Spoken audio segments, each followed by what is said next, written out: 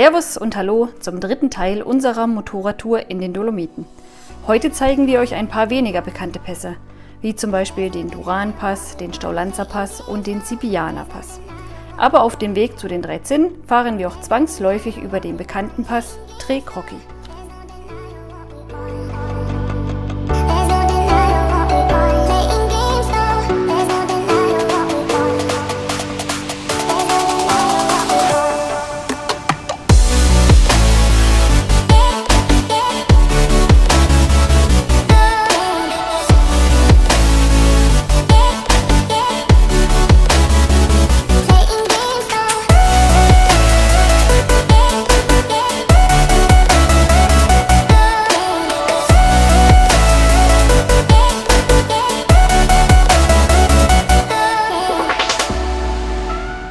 Der Duran-Pass, im Italienischen Passo Duran genannt, ist ein wenig bekannter Pass in den südlichen Dolomiten der Provinz Belluno. Eine oftmals schmale und kurvenreiche Straße führt auf den Wald- und Wiesenpass hinauf. Auf seiner Passhöhe bei 1605 Meter hat man einen eindrucksvollen Blick auf den Monte Pelmo.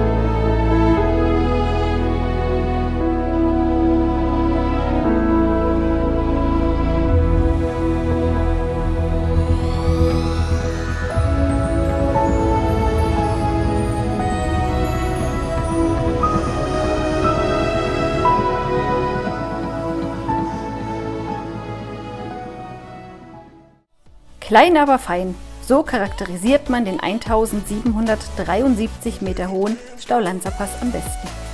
Der Forcella Staulanzer ist ein italienischer Gebirgspass, ebenfalls in der Provinz Belluno. Er verbindet das Zoldo-Tal im Süden mit dem Cadore-Tal im Norden. Besonders schön ist das Panorama auf den 3218 Meter hohen Monte Cifetta im Südwesten und den 3168 Meter hohen Monte Pelmo im Osten.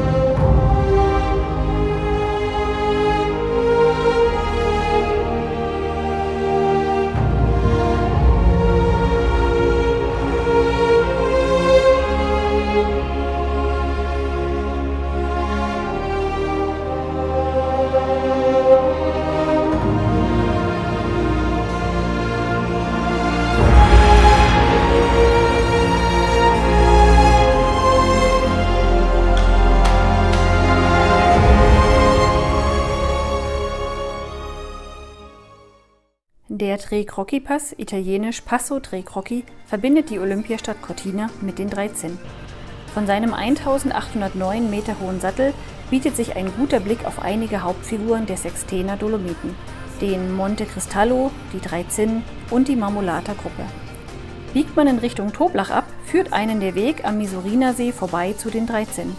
Die Mautstraße zur Auronzo-Hütte ist in der Regel von Ende Mai bis Ende Oktober befahrbar und kostet aber pro Motorrad 20 Euro.